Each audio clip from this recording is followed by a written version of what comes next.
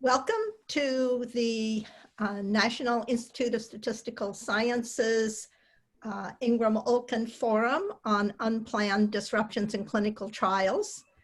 Jim, I'm greeting you on behalf of Jim Rosenberger, the director, who is online here with us, but he is in a remote location and his audio is not working so well. So on behalf of the Institute, welcome to this second of our series on unplanned disruptions in clinical trials. I am going to, the Ingram Olkin forums are not intended to be regular webinars. The first two sessions, as I will explain, are set up here on Zoom as regular webinars would be, but the following sessions are intended to be more like workshops and work sessions, and I will take a moment in this introduction to explain that to you so that you know what's coming and you know what we're trying to accomplish. So after Ingram Olkin passed, he was it was the National Institute of Statistical Sciences was really his idea, his conception, and he worked tirelessly to make it a reality. So when he passed, it was natural that the Institute looked for a way to honor him. And Jim formed a committee for which I chair, and we came up with the idea of Ingram Olkin forums. These forums combine two very important threads in Ingram Olkin's life. That is, he was passionate about the field of statistics as a academic or intellectual body of knowledge, very interested that it thrive and develop and meet the challenges, new challenges as they arise in society. He was also very interested in serving society, in societal issues, in justice, in equity, in health. And so we thought to combine these two ideas with the idea of a forum, and I'll explain that a little bit. But first I want to say that at our last meeting, the first one we had, the first forum series here that we had on unplanned clinical trial disruptions, one or two people mentioned that he is best known for meta-analysis. And so I would like to say that he led many lives, and many people in many different fields think that he was all about whatever it is they were doing. So here's a list of his 5 major books. And he had many other contributed sessions, contributed books, and but these are major works. So meta-analysis was, I would say, his last passion. But if you go to the mathematicians who work on inequalities, he has a book that is like their Bible. And he has a huge book on life distributions that grew out of his work in reliability with Al Marshall. He has a basic book on probability and applications, which I still use whenever I want to remember how to do the transformation to obtain the distribution of the sum of dependent random variables. It's nicely laid out there, and I don't know of another elementary text that does it. And then multivariate analysis was where he started. And again, the mathematicians in linear algebra think of him as their own, and matrix theory was a great love. So he was quite versatile. Now, this series that we're doing is to combine a current social issue that maybe is not well attended to by the statistical community. So when we want to we want to stimulate statisticians going into new areas, facilitate new collaborations, and part of the result of this forum, the series of forums when we're finally finished, will be to have action items that for the statistical community to consider developing things that need to be done. So rather than focus on giving you answers, we're looking at trying to formulate the questions. Now, we started, our first forum was last 2019. It was on gun violence. At the time, of course, COVID was not around. We had a very successful forum. We limited it to about 80 people because we wanted it to be intimate. It was held at the American Statistical Association headquarters, and it was followed by, with a lot of discussion, which we'll have.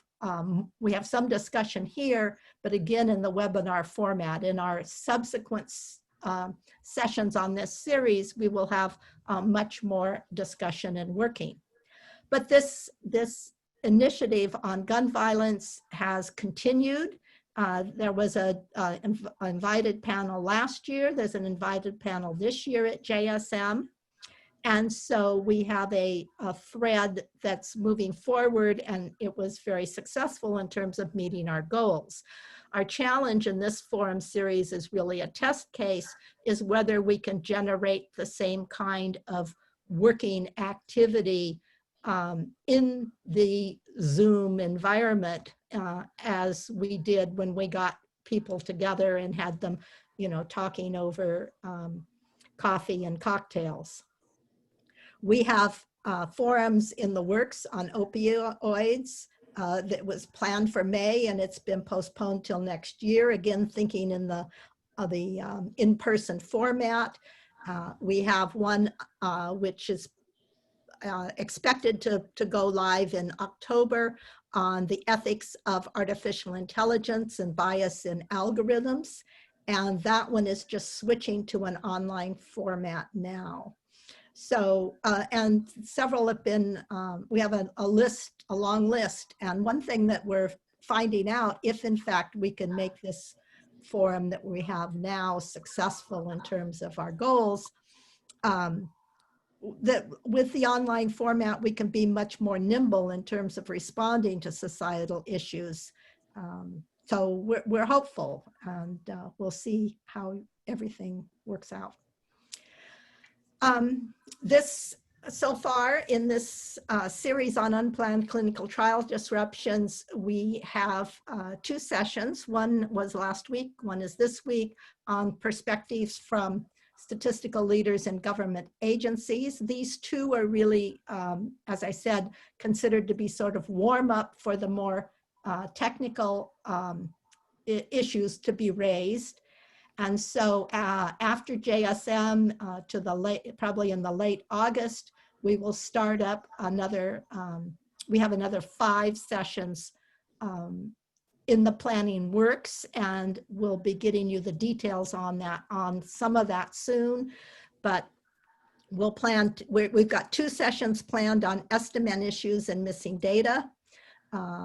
We have added a session on randomization tests based on the comments from the panel last week about this being a good tool to use for unplanned disruptions. And then we'll have sessions that deal with problems that which expertise in the areas of group sequential design and sample size re-estimation may be quite helpful. So this is coming, and you will all get a questionnaire after this. These 2 are over to engage your to see how interested you are. I'll be back to that in a moment. I want to give a shout out to the speakers from our wonderful session last week. It was Nancy Geller from the National Heart, Lung, and Blood Institute, Dean Folman from the National Institute of AIDS and Infectious Diseases, and Lisa McShade from the National Cancer Institute. I put the link down below. There's a news story, and the video, their talks are all on video, and there's a long link, but if you just go to NIST.org and look for the news, you'll find it without any trouble. So if you'd missed that, or if you want to send it or share it with others, they are there. Today, we have Lily Yu, who's the Deputy Director of the Division of Biostatistics from the FDA, David Williamson, Director of the Office of Science from the CDC, and Aldana Rosso, who is a Senior Advisor in Biostatistics to the European Medicines Agency. So I will say just a couple more words about the future sessions before we get started.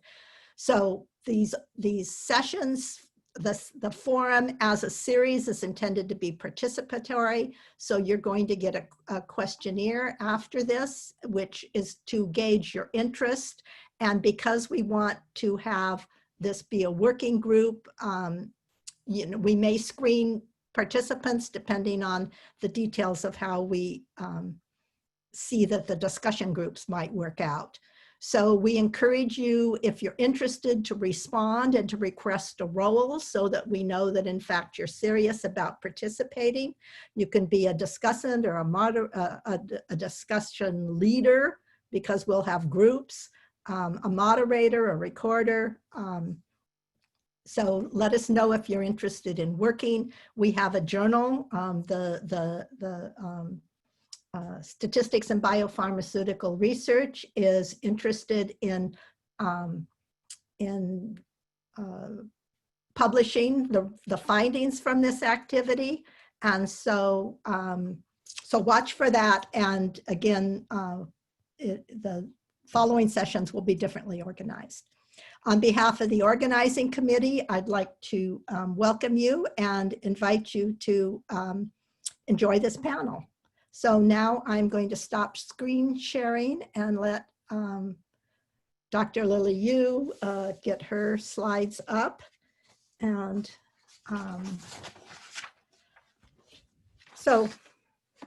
Dr. Yu is Deputy Director, Division of Biostatistics for the Center of Devices and Radiological Health at the U.S. Food and Drug Administration.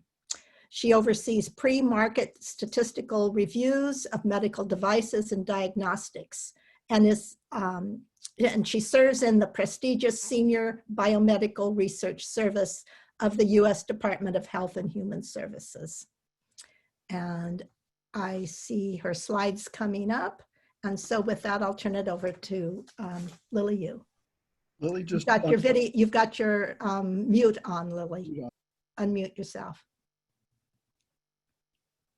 On the bottom left. There, thank you. Okay, can you hear me now? Yes. Okay, good morning, everyone. Thank you, Jim and Nancy, for organizing this important and timely forum. Thanks to Nancy for the invitation, and another Nancy Geller, for recommendation. Also, I'd like to thank Glenn for his technical report. It's my great pleasure to be here today. So as we all know, the COVID-19 pandemic has a major impact on clinical development and ongoing clinical trials across investigational product areas, and has imposed significant difficulties in the conduct, analysis, and interpretation of ongoing clinical trials. Following last week's excellent discussion given by our NIH colleagues, we are here today to continue the discussion on the challenges and mitigations of unplanned clinical disruptions due to the COVID-19. So I'm going to provide some statistical considerations from FDA perspective.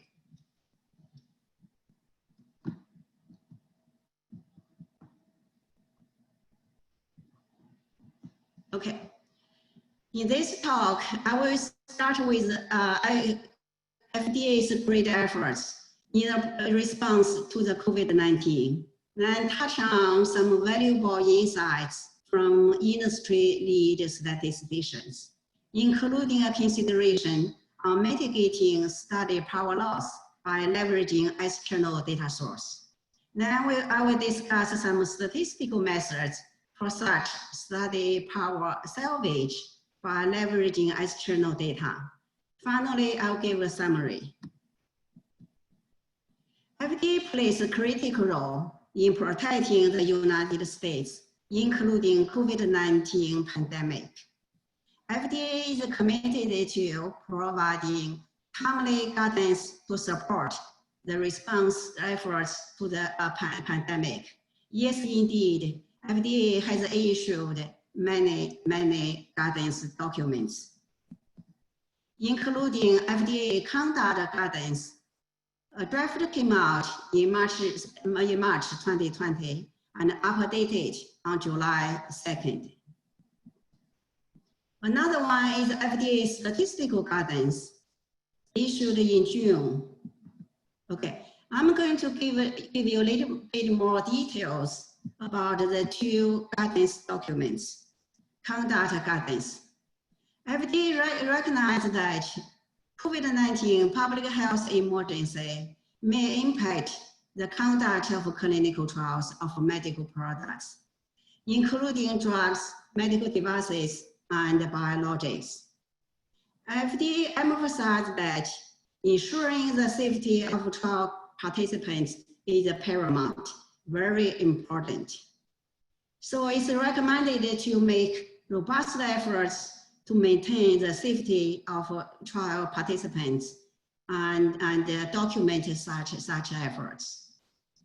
The guidance provides general considerations to assist, to help sponsors, assuring the safety of trial participants, maintaining compliance with the good clinical practice, and minimizing risks to trial integrity for the duration of COVID-19. The guidance had an appendix which had 24 questions and answers about conducting clinical trials during the COVID-19. For all trials affected by COVID-19, regarding protocol modifications, FDA recognized that protocol modifications may be required, including unavoidable protocol deviations due to COVID-19 illness and or COVID-19 control measures. So the efforts to minimize impacts on trial integrity are expected, and document the reasons for protocol deviations are very important. It's recommended to consult with the appropriate FDA review division regarding protocol modifications. For ongoing trials, so robust efforts to maintain study data integrity are expected, and such efforts should be documented. Regarding the amendment of a statistical analysis plan, SAP, FDA recommends consultation with applicable FDA review divisions.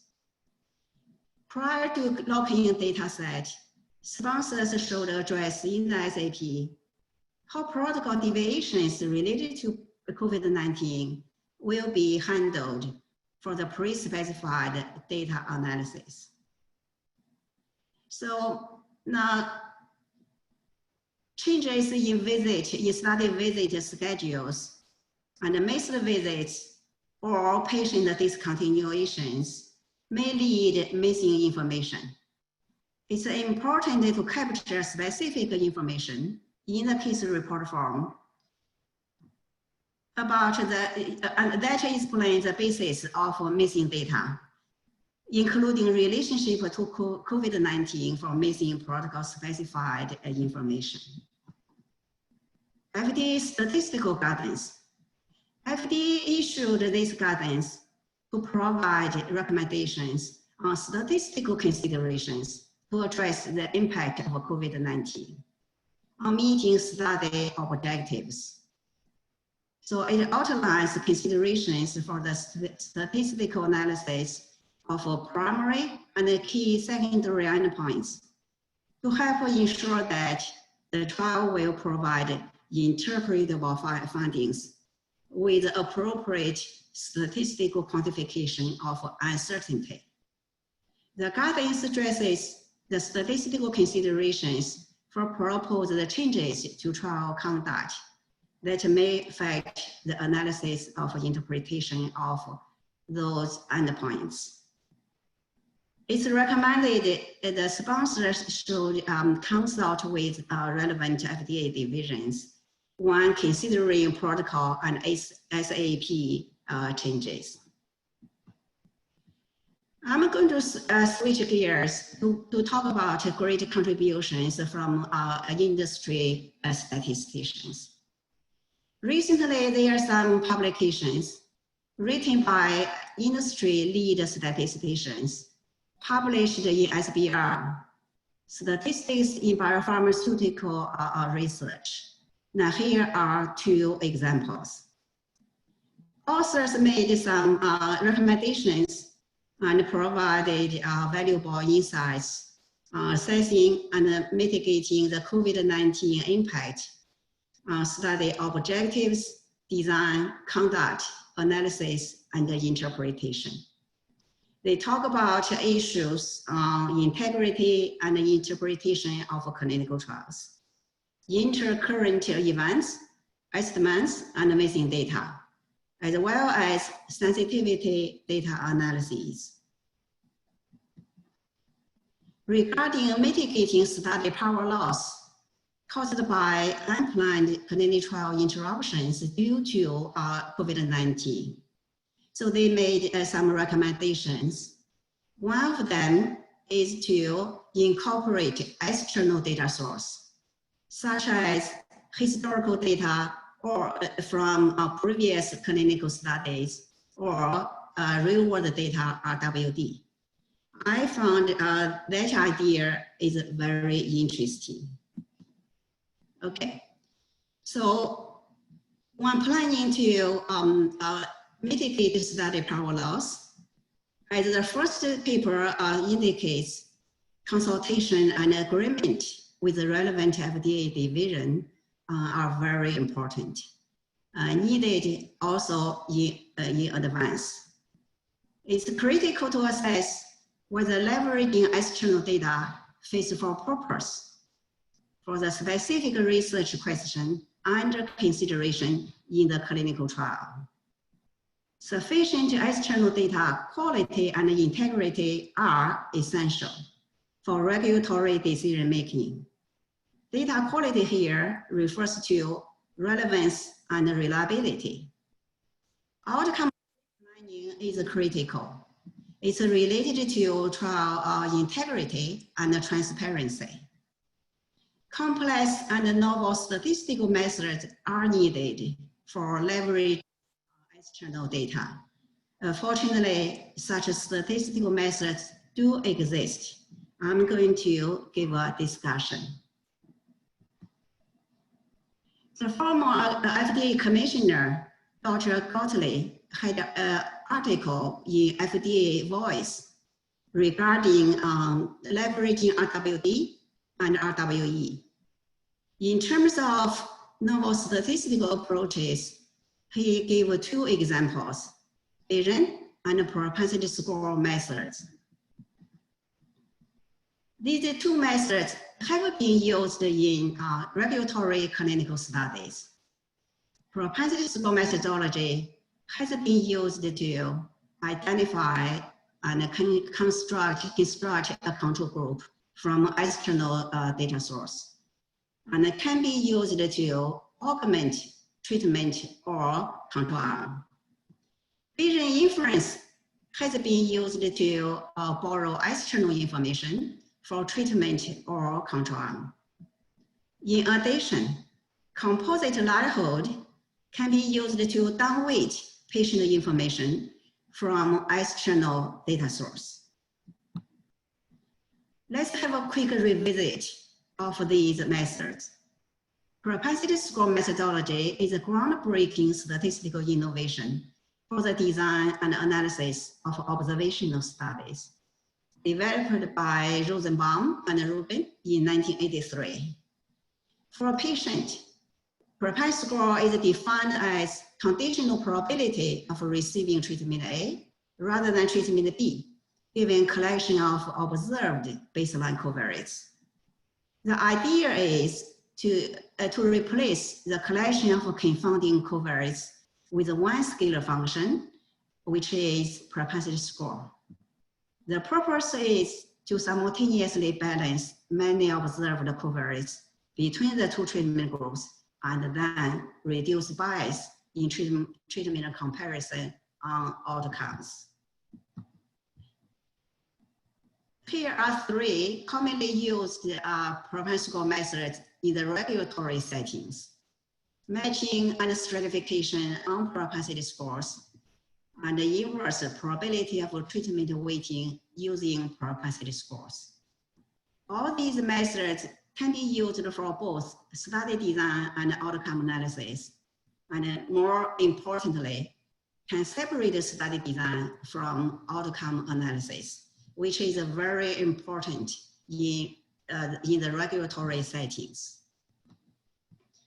This paper outlines a process using propensity score methods to identify patients and construct a control group from external data source for comparative investigational study. Also, it introduces a two-stage outcome-free study design to avoid data dredging and bias, and to ensure integrity of study design and interpretability of data analysis. Bayesian power prior. For the parameter of interest theta, a power prior pi of theta, given external data source D0 and the parameter alpha, is an informative prior that takes this form. And here, L theta given D0 is the likelihood of external data. Pi 0 theta is the initial prior distribution for theta. Alpha is a power prior parameter, also called a discounting parameter. Alpha controls how much external data to borrow. Alpha equal to 0 means no borrow. Alpha equal to 1 means for borrow. This is direct data pulling from external and internal data sources. A key question to ask is how and when to determine alpha for a prospective investigational study. Composite likelihood is also called a quasi-likelihood, which is weighted product of probability density functions. Lambda here is a discounting parameter. We set lambda equal to 1 if a patient is from investigational study. Lambda is between 0 and 1 if a patient is from external data source. For example, if lambda equal to 0.6, 6% of this patient information is going to be borrowed and 40% will be discounted in outcome analysis. Similar question, how and when to determine lambda for prospective investigational study in regulatory settings. Propensity score integrated approaches. It's a new methodology we have just developed for leveraging external data to augment a prospective investigational study and save sample size required in the investigational study. There are two approaches. Number one, propensity score integrated power prior, which has a Bayesian flavor. The second one, propensity score integrated composite likelihood, which is a frequentist setting. Those approaches can be used to augment a single-arm investigational study with external data, or augment the control arm in a randomized controlled trial with the option of downweighting information from external data source. Propensity score here is used for study design. The power prior or composite likelihood is used for outcome analysis. Study design using propensity score. Please note, now we are considering two different data sources. Okay, internal data to be collected in the investigational study and external data to be selected from external data source. So for a patient, we define propensity score as a conditional probability of being in the investigational study, given patient baseline covariates. Then we use the propensity score to leverage external data source and design investigational study with the two objectives. Number one, select comparable patients from external data source. Number two, determine the weights used to downweight information of external patients. So the selection of external patients and the determination of weights are based on patient baseline covariates only, which is outcome-free. Here are related 3 papers published in GBS. I do hope the statistical approaches I have just talked about can help leverage RWE, leverage external data source to mitigate study power loss. Okay, in summary, the COVID-19 has major impacts on ongoing clinical trials and has imposed significant challenges caused by unplanned trial interruptions due to the COVID-19. We statisticians have a significant role in assessing and mitigating the impacts and addressing statistical issues related to the conduct, analysis, and interpretation of clinical trials. So I would look forward to future sessions on estimate, missing data, and adaptive design, and related novel statistical methodology. I'd like to thank my colleagues in FDA for their help in the preparation of this talk. Dr. Rom Dwari, Dr. Yuni Xu, and Dr. Sherry Yan. Thank you very much for your attention. Thank you, Lily. That was great. I will remind the audience that we have a Q&A box. And so if you have questions, it's best to put your questions there so we can have a good session at the end. The link, I see one question. The link to the previous session is on the NIST website, and we can give that again later. I'd like to invite David Williamson to start putting his slides up while I tell you a thing or two about him. So David Williamson is Associate Director of Science, National Center for Environmental Health, and Agency for Toxic Substances and Disease Registry.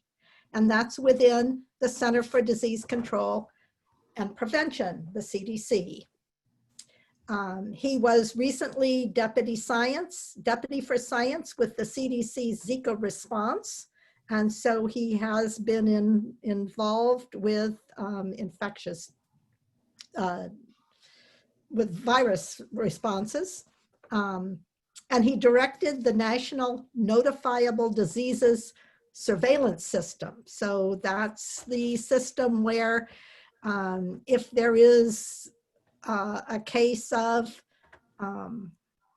something special, like, I don't know what's on the list now, but like polio or maybe measles, and they have to report it to the CDC, he directed that program. He has Are you here? Okay. I looks like he's ready to go. So without further ado, David.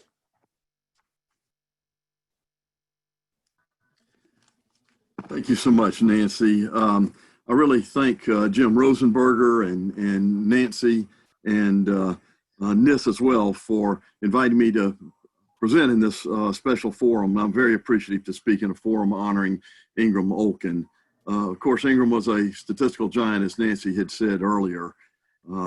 He was a very caring individual. He was so generous of his time. And when I think of Ingram, I actually think back to It's a Wonderful Life and George Bailey, and trying to imagine what the statistical universe would look like without Ingram's contributions and his accomplishments, and especially all of the people that he has affected over the years and mentored over the years, and all of the contributions that they have made over the years. Ingram was such a great influence on our statistical world, and I think it's such a fitting tribute to have this forum named the Ingram Olkin Statistics Serving Society Forum. So thank you, Nis and Jim, for that. Okay, well, let's get started.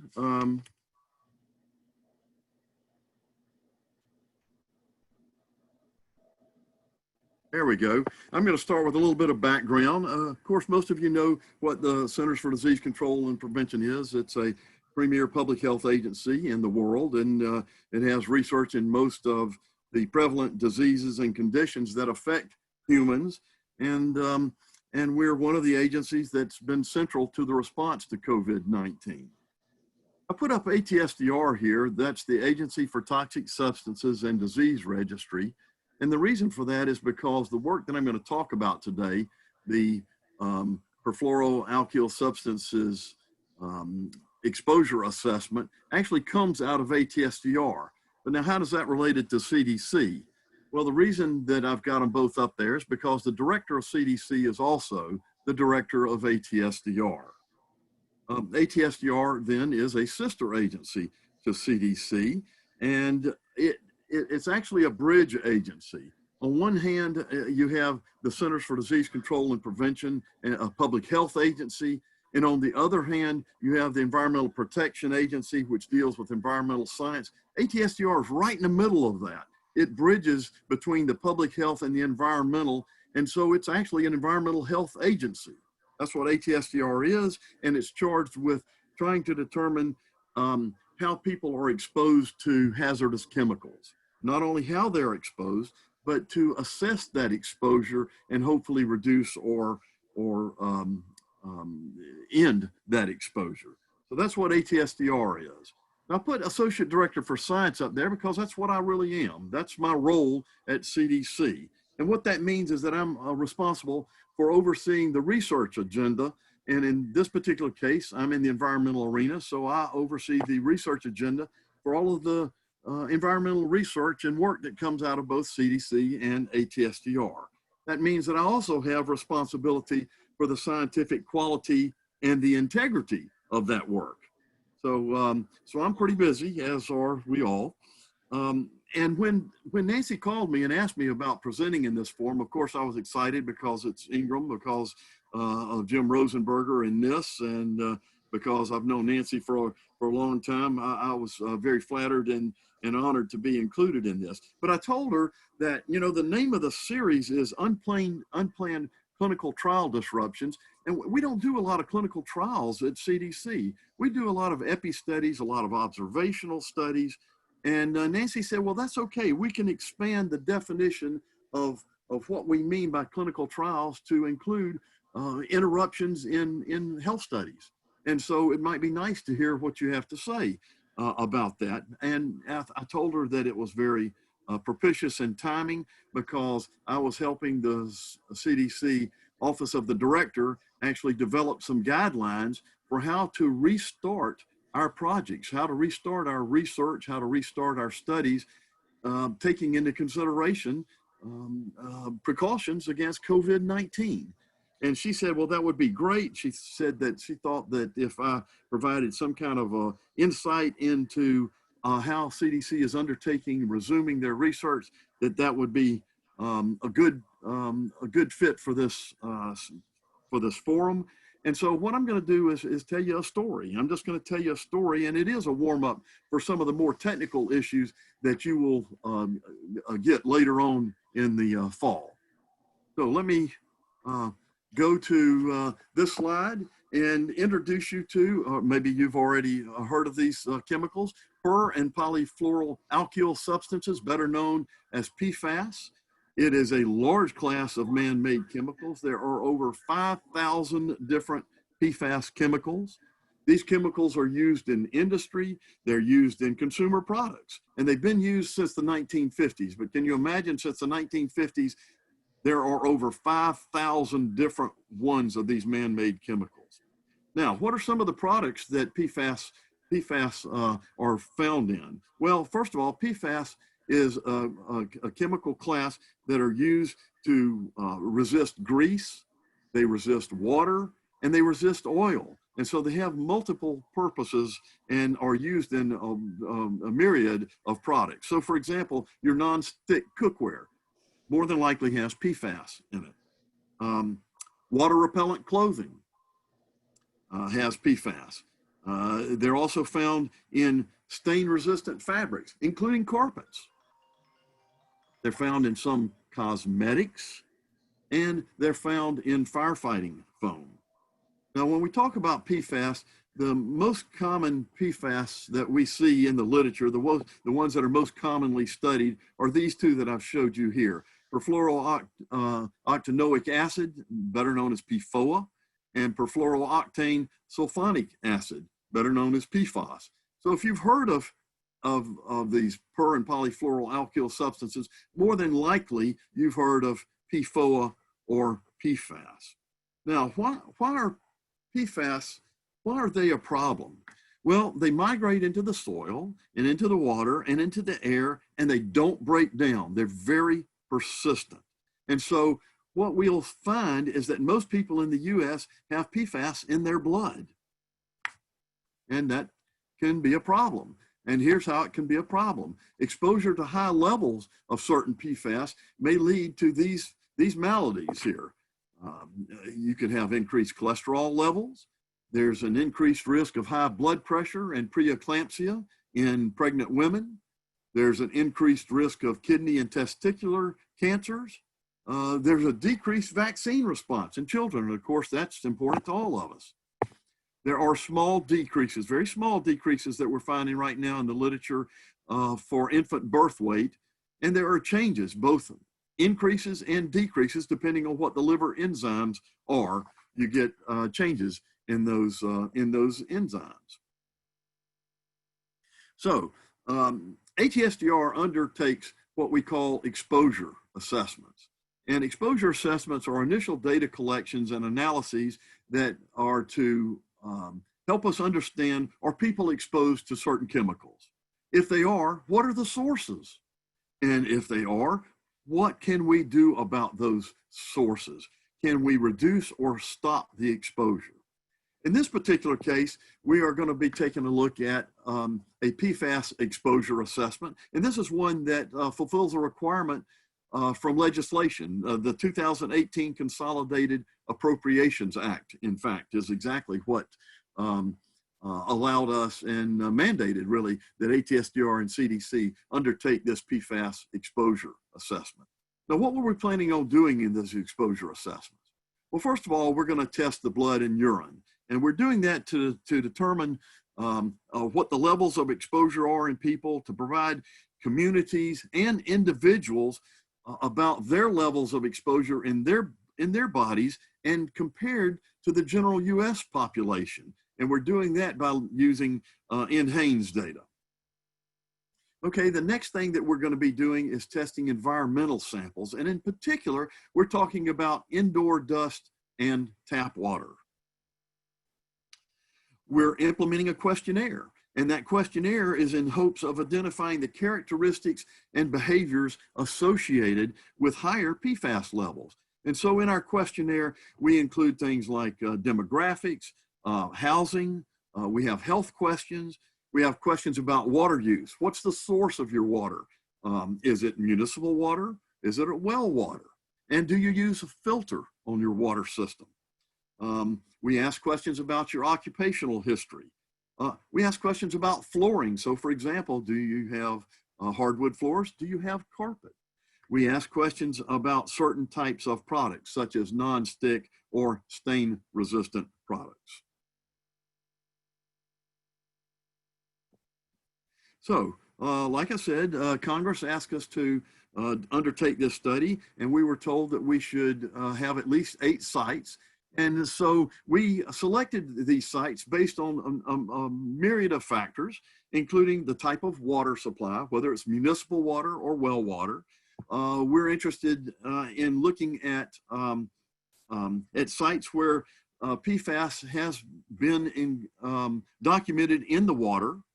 We take a look at the population size. We take a look at the length of exposure of that population. And 2 very important screening factors are that, of course, that the population is exposed to PFAS via their drinking water. And we know that by taking a look at the hydrogeologic areas and the plumes, the water plumes of the water table and the water that is supplied to the households. And then a second screening factor, and this again was mandated by the congressional language, is that the locations need to be near current and or former military bases. Now that's important because military bases are a huge user of what we call aqueous film forming foam. This is firefighting foam. And some of those contain PFAS, and the military bases use this in tons when they put out fires.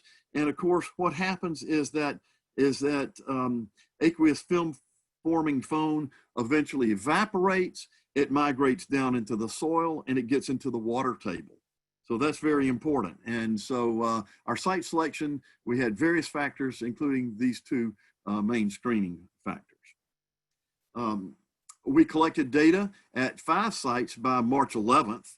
And when we say collected data, I would tell you that we have a 1-stage cluster design. Each household in the area was listed, and those comprised the sampling frame. And from that sampling frame, we had a random sample. This is what we were proposing anyway, a random sample of the households, and that each of the households selected, all of the eligibles within those households would be participants in our study. So like I said, we had collected data at 5 of the sites by March 11th. March 11th, what was happening then? Well, we knew that COVID-19 was really a pandemic. And at CDC, we were thinking about what the balance was between continuing science and being sensitive to communities' feelings and the fact that COVID was an important exposure to people. So we decided on March 11th to halt our studies. In this particular case, we halted this PFAS exposure assessment. Now, where were we on March 11th? Well, on March 11th, we had completed the data collection on 5 sites, but we were in the process of recruiting people in New York at our 6th site.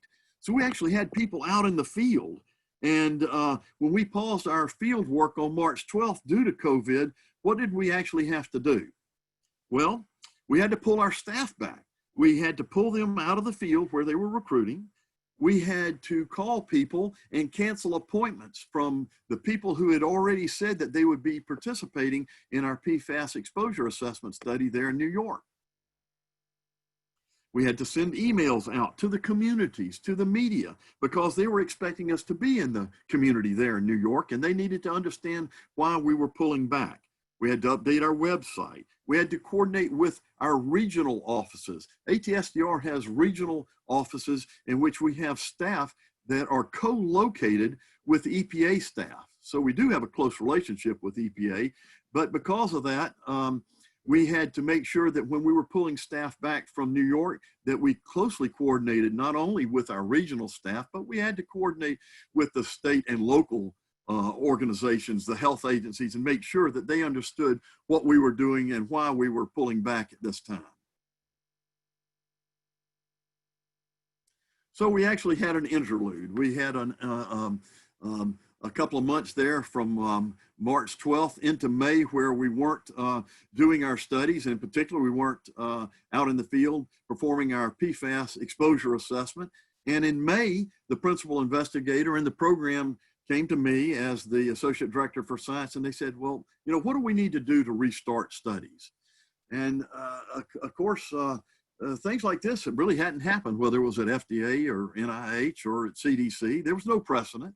We had no CDC guidelines, but I was engaging with the CDC Office of the Director. And in fact, I was one of a couple of people that the Office of the Director asked to help write the guidelines for how does CDC restart our studies, taking into consideration all of the precautions that we would need in order to prevent any COVID exposure, not only to the participants in our studies, but to our staff, to our field staff who were out there collecting data. So I was engaged with the Office of the Director, and we were trying to determine what to do as far as CDC in general. And in fact, I was working with the exposure assessment, the PFAS exposure assessment folks, reviewing what they were writing and trying to put together their guidelines for restarting the PFAS exposure assessment. Now, this is a place where I want to stop for a minute and say that CDC is a very conservative organization. We're very careful. We are the public health agency that was charged with protecting the public from diseases, and in particular, COVID-19 was under that purview. And so CDC's under a microscope. We wanted to make sure that we were going to be very sensitive, weigh the balance in what it is that we would gain by continuing studies and continuing collecting information on PFAS versus continuing to halt the studies and be sensitive to the community's feelings, the individual's feelings, and be sensitive to cultural differences out in the field at these 8 sites, and particularly the 3 sites that we still needed to collect data from, and make sure that we were doing the right thing. So what are some of those considerations that we had to take into consideration? Well, the first one obviously is safety. We wanted to make sure that we incorporated safety measures such that we prevented COVID-19 from being spread to participants as well as to our field staff. Now, when I say prioritizing COVID-19, what I mean by that is CDC was prioritizing COVID-19. Everything that we were doing was focused on COVID-19. All of the centers at CDC were trying to figure out how do we respond to this COVID-19 pandemic. And so we had to be sensitive to the fact that CDC's marching orders and from the Office of the Director are to prioritize COVID-19, do whatever we can to help the United States in responding to COVID-19.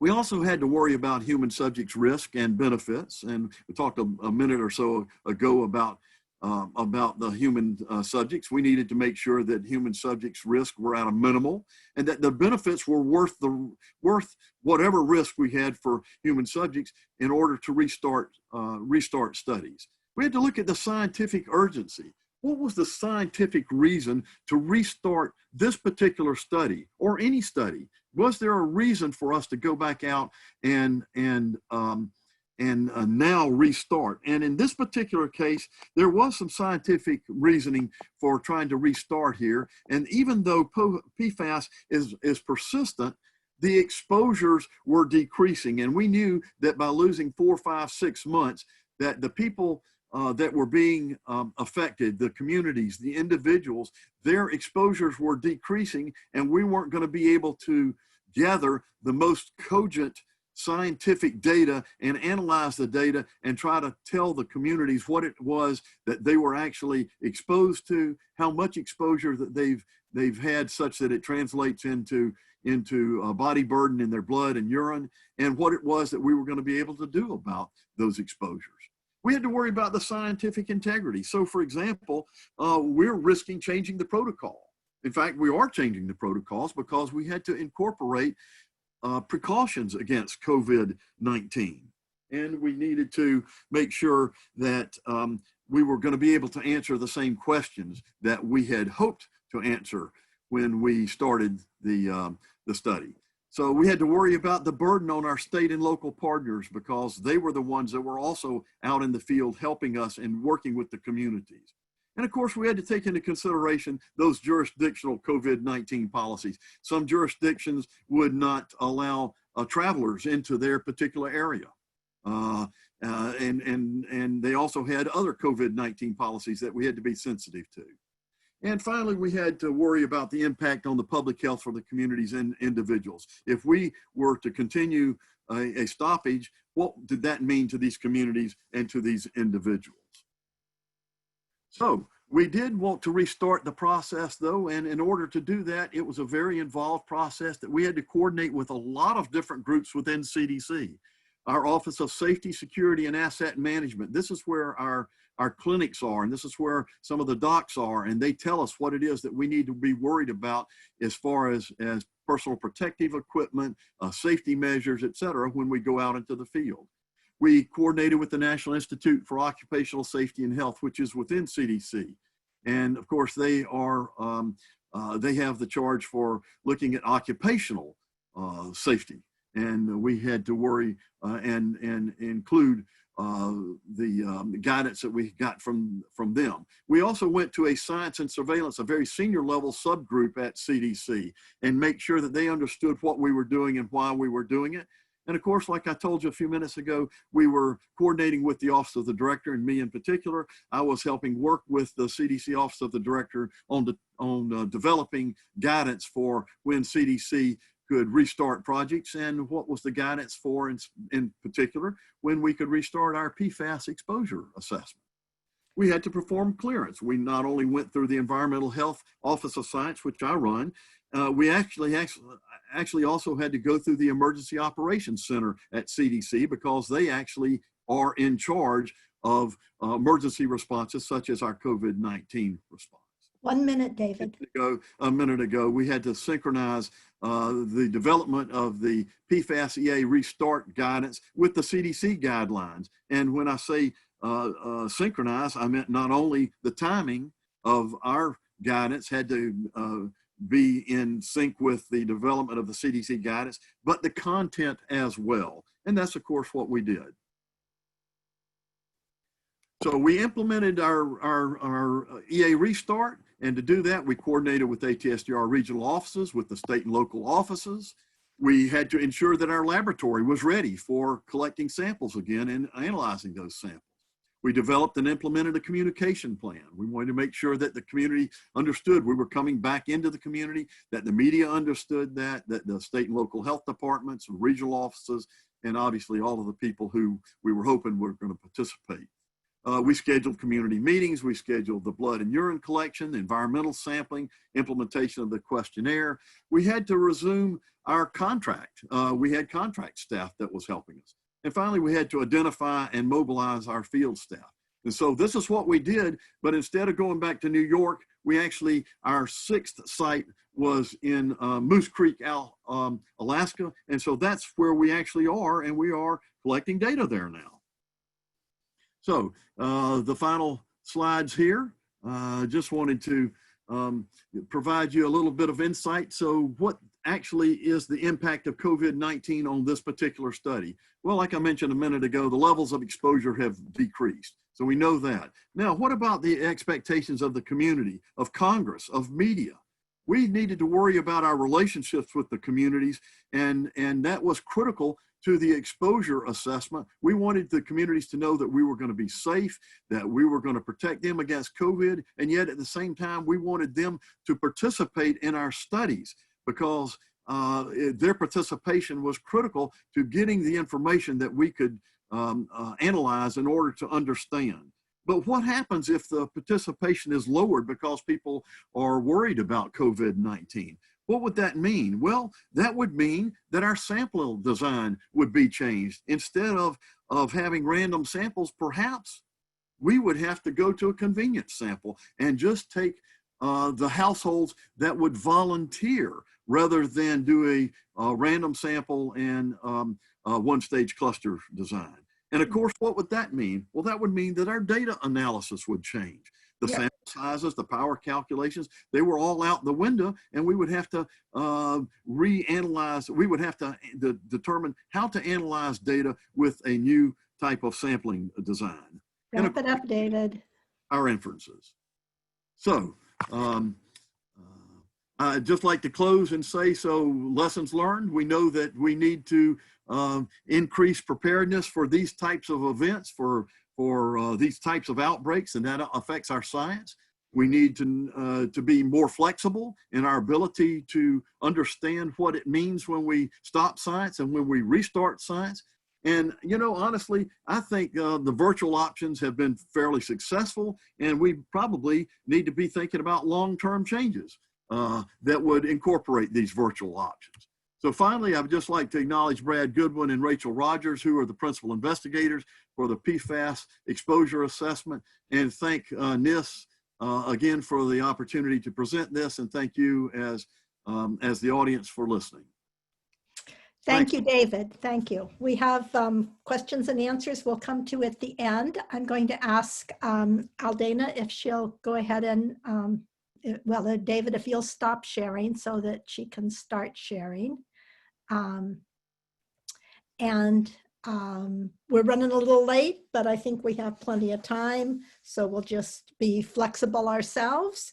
And I will tell you that we're very pleased to have Aldana with us from Europe. She is a senior advisor in biostatistics at the Danish Medicines Agency and involved with the assessment of European marketing authorization applications and scientific advice. And it looks like she's ready to go. So you can, thank you, Nancy. Thank you very much. I think it's important to keep the time for the discussion, so I will try to make my presentation a little brief, so we have enough time for discussions, because I saw a lot of questions coming in question and answer. So I hope it's okay for you, Nancy, if I just run through some slides. Well, I don't want to miss your talk, but I'll do what you think is reasonable. Well, I think it's really nice to have a forum where people can share their concern. This COVID wasn't expected by any of us, and we are all like thinking what to do. So I really think that I will try to keep my presentation short. Thank you. Thank you. So just a few words. I work for the Danish Medicines Agency. These are, of course, my views. And I am not the queen of the EMA, so take the presentation as it is. It's what I think about what the EMA is doing and what sponsors could consider. Very briefly, if you go to the EMA website, you will see that there's a lot of new procedures coming up. The idea is try to be flexible to help the sponsors so we can go together through these difficult situations for patients and trials and sponsors. So please have a look there. There are a lot of procedures updated. In particular, consider this new rapid scientific advice that you can consult if you are going to make any major changes in your protocol. The EMA has not written any guidelines about this, but we have written something that we call point to consider. This situation is new for everyone. So we would like to share our current view with the sponsors about where we think that the problems may come. So you are welcome to have a look at the current version of the document. It has been updated after we have a public review, and we really want to say thanks to everyone that took the time to send questions and comments to us. We incorporated as much as possible, and we hope that we will update this document further on time when we have more experience about procedures where we see the effect of COVID-19. Just as everyone has said today, whatever happens, safety about patients and personnel and everyone is the most important thing. Please don't forget that. And then the general view of the EMA at the moment is to consider a case-by-case assessment. And therefore, the reason for that is that for those that could attend the last workshop last week, you can see that there were 3 speakers and that there were like a lot of different options or opinions of view about how to handle the COVID-19 depending on the study. So there were people talking about plenty of sensitivity analysis. We have people talking about blackout periods, randomization tests. There are a lot of options that people are considering. And unfortunately, any of those options will be as good as the original plan for the analysis of the trial. And therefore, we are at the moment considering a case-by-case assessment. We cannot give you a recipe, do this, do this, do this, do this. So what we would like to tell you is that please contact European regulators if you feel that COVID has affected your trial at such point that you need to make major changes. So the most important thing is that we will, as regulator, we need to understand what had happened to the trial, and all trials have the possibility and they should collect protocol deviations. So please take your system and capture deviation as much as you can. For example, if you have lockdown, I live in Europe, in Sweden, and here, for example, we didn't have any lockdown, but in Denmark, where I work, there are 2 weeks of lockdown and then 2 weeks more, if I remember correctly. So different countries and different sites were hit differently. And therefore it's important that you record all information that we could eventually need for example, sensitivity analysis. Another example could be patients that decided not to come to a visit, for example, because transportation wasn't available and things like that. So collect all that you have. Then what we think that is the way to go is to have something that we call a risk assessment. Okay, I have a trial, was I hit by COVID? Wasn't, okay, what are all the sites, only some sites, only some period of time. So the important thing is that the sponsor take the time and the opportunity to think about, okay, how were we hit by this COVID-19? And how are we going to interpret the results of our trial based on the impact that we have from COVID-19? It could be a huge impact, for example, trials that started at the beginning of the pandemic, or it could be almost no impact at all with few sites affected. So it's important that the sponsor think about, okay, how were we hit by COVID-19? And I think in order to this discussion, I think the sponsor may have an advantage to have a forum where they have different type of people represented. You have statisticians, epidemiologists, clinicians, and so everyone can give their view and get a complete picture about what had happened or and the impact. Okay, what will all the problems imply in my clinical trial?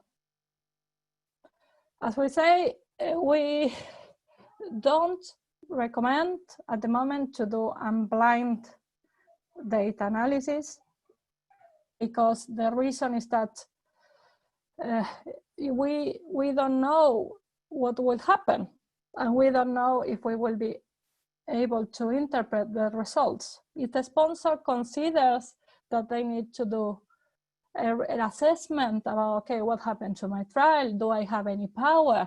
We recommend, we need to change the primary endpoint, because, for example, we have an endpoint that was related to hospitalizations, and the hospital was closed for everyone that did not have COVID-19. Then, yes, we understand and acknowledge that the sponsor is in a difficult situation. And in that case, we invite the sponsor to talk to us.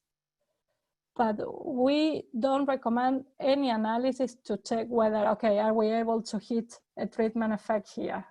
That we don't recommend at the moment, at least. And I don't think we will ever do that. So if you want to do, if the sponsor needs to do an assessment about the sample size, which is completely understandable, please document everything, all your reasons, and also do it in a blinded fashion. But the sponsor needs to be aware that any analysis that you do before the time that you have planned has bear the risk of unblinding. So the sponsor will have to do a risk assessment or a trade-off. Okay, what about my risk and what about continuing the trial?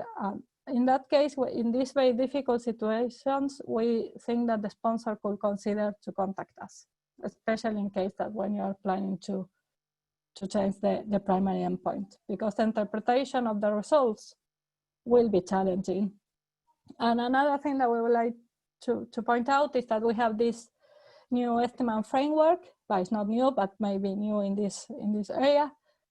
This is very well suited to understand how the trial results will be impacted by COVID-19, because you can list these intercurrent events, and then you can make a difference between the current events and missing data, and you can also propose several clinical scenarios where you say, okay, what will be my treatment effect if COVID did not exist, for example, or what will be my treatment effect in a world where COVID will never go away.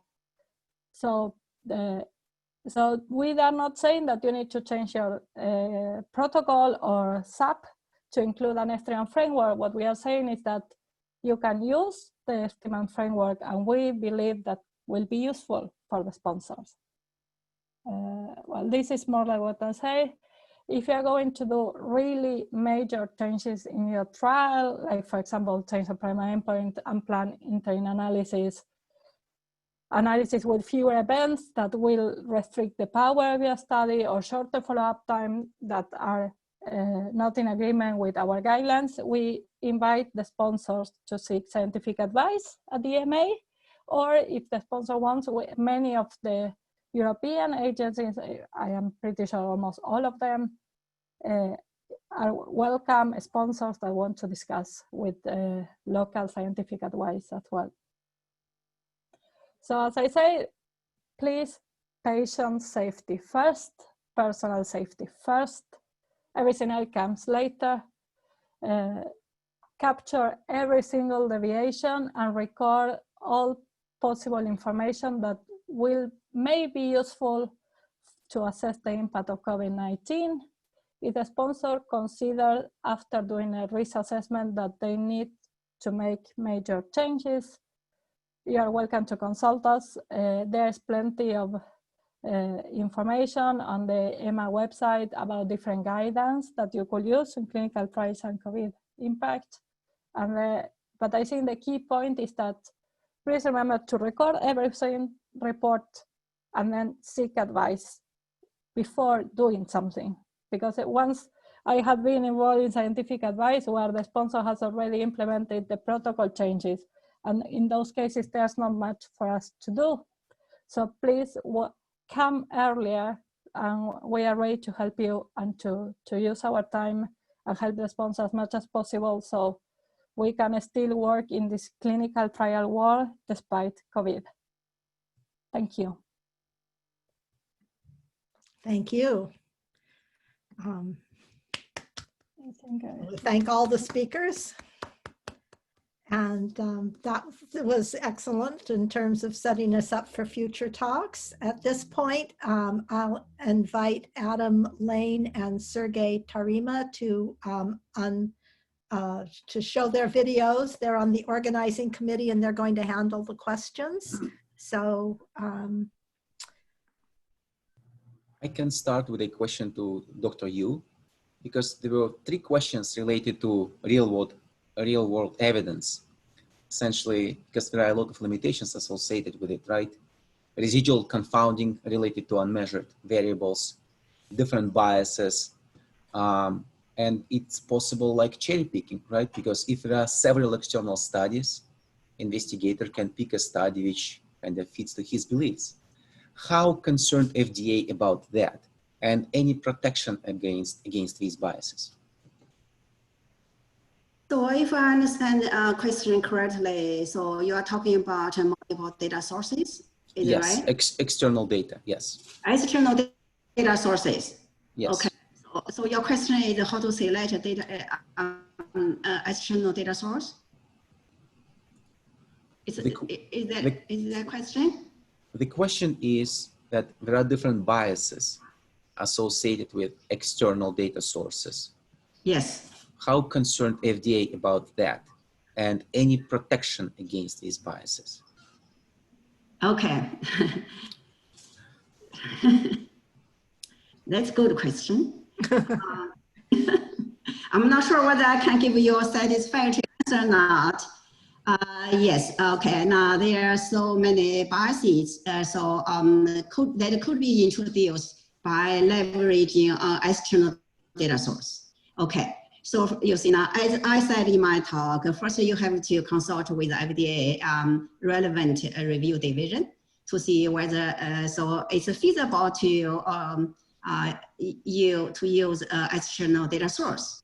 Okay, yes, it's definitely, so your external data source could be very different from your data collected in the investigational study. You see, conditional on every discussion, let's assume, yes, you could go ahead to leverage RWD, RWE, something like that.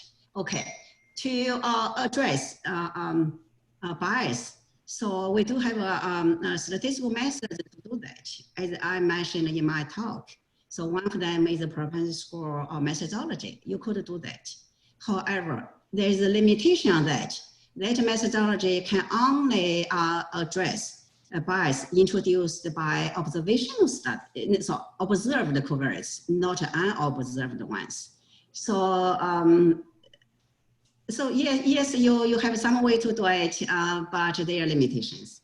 Okay, now, the good thing about using that methodology is you can separate the study design from outcome analysis. When you design to use that methodology and leverage external data, you can blend outcome data. Because you see, when you plan to do that, outcome data may be already available to you in external data source. You have to make sure you shouldn't look at. You shouldn't look at. So you could have some independent statistician to do it. So we outline that procedure in our paper. You're welcome to have a look. I'm not sure I could answer your question satisfactorily, but that's what we are thinking. Thank you. And I have a question also to Dr. Yu. It's from Keith O'Rourke. His is more of a statement, but it's very similar to a question that I had myself. And it's essentially that, given the propensity scores and, leveraging existing data, methods have been around for a long time. So is it that the COVID-19 requires the FDA to be more lax, or are these methods that would be completely appropriate and acceptable to the FDA regardless of COVID-19, and you're just suggesting that they use them perhaps more now in order to solve a problem that's being caused? Okay, thank you for the question. That's a policy question. I may not be in a position to answer this question. I think you see, to have a rigorous study design and data analysis, that's a methodology, statistical methodology we could use. I'm not sure whether we should relax the requirement or not. So please talk to your relevant FDA division, review division. So one size does not fit all. So we have to assess the feasibility on a case-by-case basis. If it's a policy-related question, I'm sorry I couldn't answer that question. Yeah. Okay. There was a question to David Williamson about enhanced data. You saw the question? Because enhanced 2020 was discontinued, right? And how does it impact your study? Yeah, the enhanced data collection has been discontinued, and it won't impact our study at all because we're looking at the most recent enhanced data to make the comparisons. The enhanced data from, I think it's up through 2016. So the fact that enhanced collection has has ceased for right now, will not impact our study at all. Oh, okay, thank you. And also to David, how much? So you know, you didn't discuss too much about what how you're going to analyze the trial the example that you gave. Right. One question was, did you have enough data from the 5 sites to give you any insight about the PFAS in the blood, or is it required that you will continue and to re-enroll in additional, and will you combine that data analysis in the end? Yeah, those are good questions. Well, we finished with the data collection for those 5 sites. We're in the process of analyzing those data now. So I can't really answer the question directly, but what I can say was that we monitored the data collection very closely as we were out in the field and performing those studies. So what we did was actually modify the recruitment as needed in order to get a sufficient number of people in the study. What that means, though, is that we actually modified the sample design, and on the back end, we'll have to modify the analysis in order to analyze the data correctly, taking into consideration that we modified the sample design. So very good questions. As far as in the future, what I can say is it's going to be really interesting when we get back to New York, because remember, New York was the place that we were at on March 11th when we decided to pause our studies. Now, we already had a listing of the people who were going to be participants in the study in New York. We had actually already done the recruiting and were putting together the appointments for them to come in and get their blood and urine tested. So when we go back to New York, that's going to be really interesting to see if the people who had already said at one time that they would participate, will they still participate? Will they come back and participate? Will COVID have had an impact on their participation? So that's a really interesting question that I'm certainly looking forward to answering. And again, a more direct answer to the question is that we're monitoring the data collection as we go and modifying the amount of recruitment and how we recruit and how we collect samples depending on the number of participants that we get in order to get a sufficient number of participants to make any inferences. Thank you. A question to Dr. Rosso. So would EMA release the COVID period, like for each country, when COVID starts, ends, and how to use the data analysis? Well, the question is very difficult, actually, because even if Europe is quite small, we have a huge difference in demography still. So, for example, if I take from Sweden, there are regions here that have not been hit at all yet. There's a few regions in the north that got a peak last week or a week ago. While we in the south, or those in Stockholm, they are ready since May. So that information, I think, will have to be collected side by side to get. So I think the sponsors are the ones that will get the best data to answer that question. Because if you go by region, even in a small town like Malmö, when I mean a small town, I mean 350,000 people, you have some areas with almost no cases, and some other areas full of cases. So you cannot go even by county. You will have to go by site, I think. Thank you. Thank you. So the question in the Q&A box is for Aldana, but I can ask it to anyone who wants to answer it. And that is is there any case for considering a COVID test as a patient selection criteria? So you would perform the COVID test to all patients and exclude those with a COVID positive result or perhaps a COVID history at screening. Are there any trials that would be appropriate for, just in general? Is that something that needs to be done? I think it will be difficult because we don't know how long COVID will stay.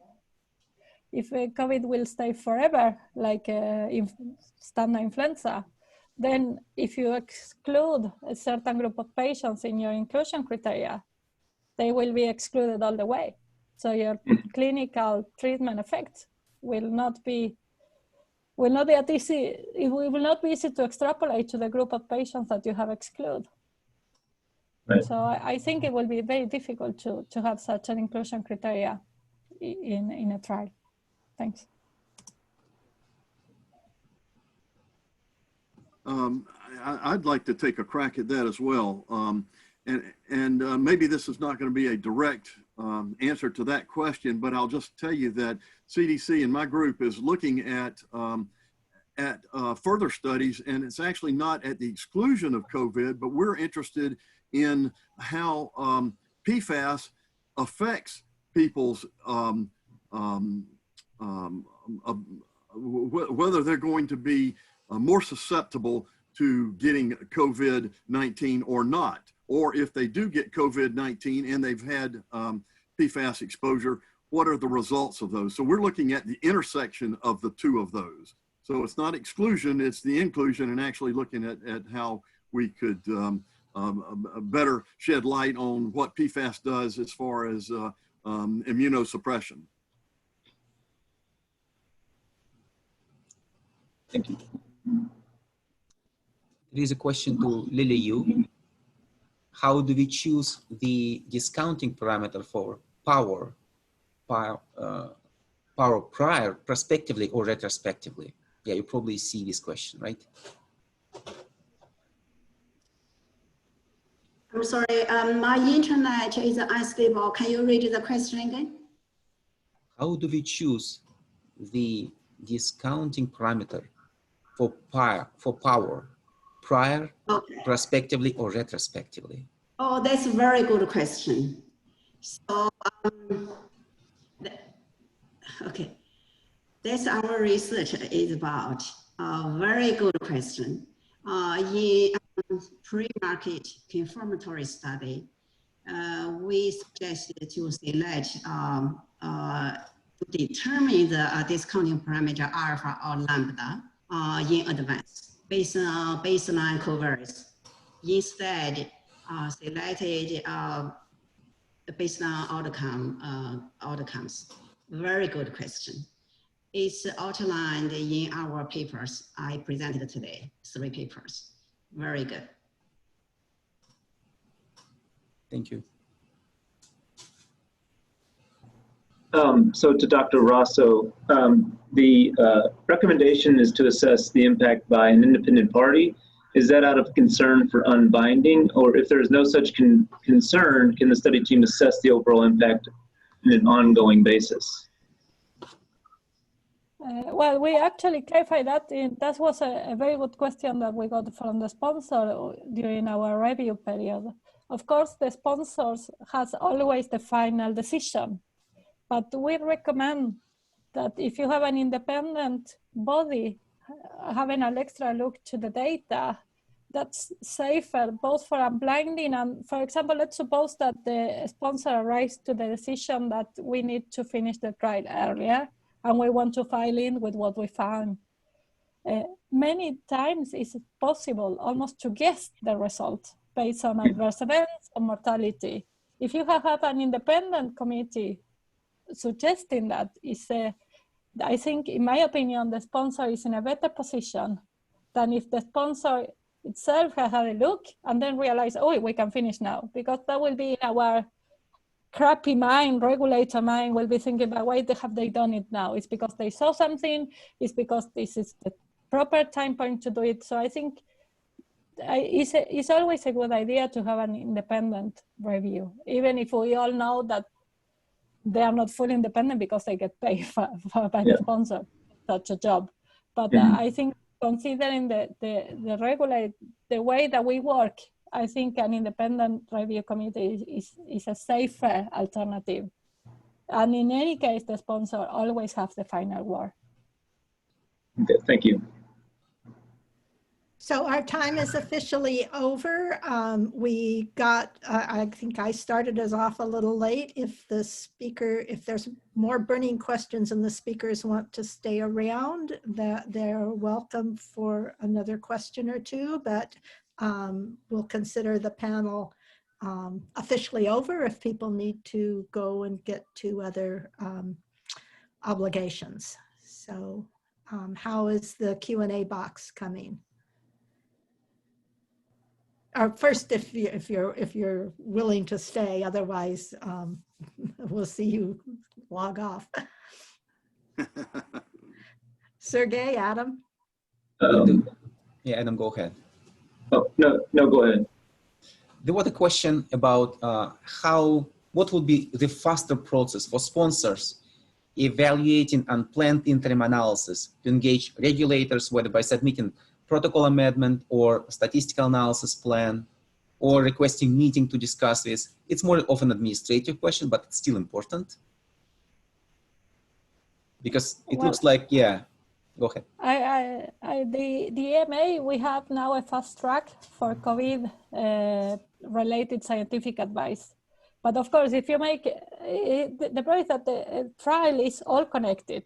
So if you go and touch the SAP, and then you don't touch the protocol, or if you touch the protocol but don't touch the SAP, then there will be like a weird dissonance within all those documents. So it's as always, with the difference that now we have COVID, the trial needs to make sense for everyone, including regulator. So I think the sponsor, the first point, as I say, is they need to think, okay, I am hit by this trial, because now it's like the world has stopped working because we have COVID.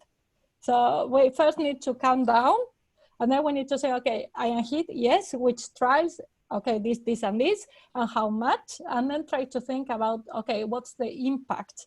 And if they arrive after doing all those analyses that, yes, we need to make drastic changes, I would recommend that we cannot say, we are different to the FDA in that respect, that we cannot say to people what to do. That's not our mandate. Okay.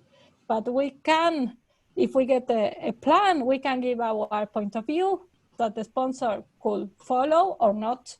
That's our advice is not binding. So if they want to have a discussion, the sponsor with us, we will need some kind of plan or draft. Doesn't need to be perfect in any way or complete, but of course it takes time to go through advice and to draft this plan. But we recommend that if the change is major, that it will pay off at the end to discuss with regulators before making any changes. Maybe Lily, you would like to add something to this? Yeah, similarly, my suggestion is contact FDA review division as early as possible. So we give a very high priority to the clinical trials impacted by COVID-19. Some divisions have been working 24/7.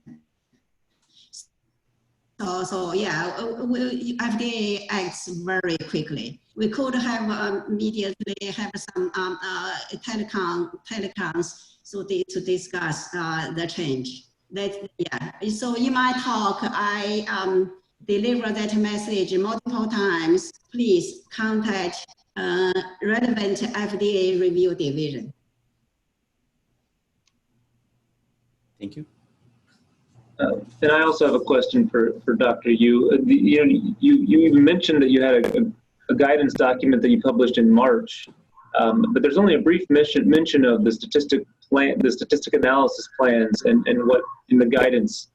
Does the FDA intend to expand on this to provide more guidance on what's to be done with the statistical analysis? Actually, so draft guidance came out in March. That's a conduct guidance. That's not a statistical guidance. Of course, in that guidance, there are some statistical issues. Okay, that guidance is updated on July 2nd. When you go on internet, you can find that updated guidance. The statistical guidance issued in June. Yeah, I was a part of it. So now it's, it didn't say whether it's a draft guidance or final guidance, just to say statistical. Yeah. So I'm not sure we are going to update it or not. So also you see that guidance talk about the issues in very high level, Yeah. For details, yeah, please contact relevant FDA review division.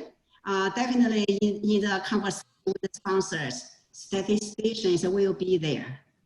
Mm-hmm. Yeah, I mean, FDA statisticians will be there. Yeah.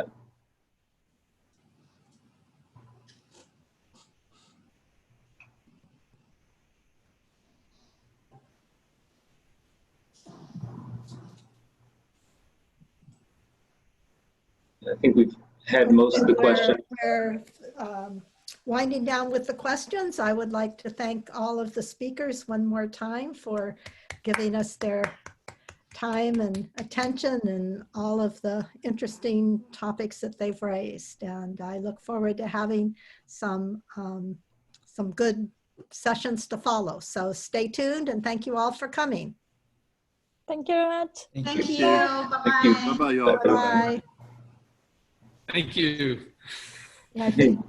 Bye. That connection.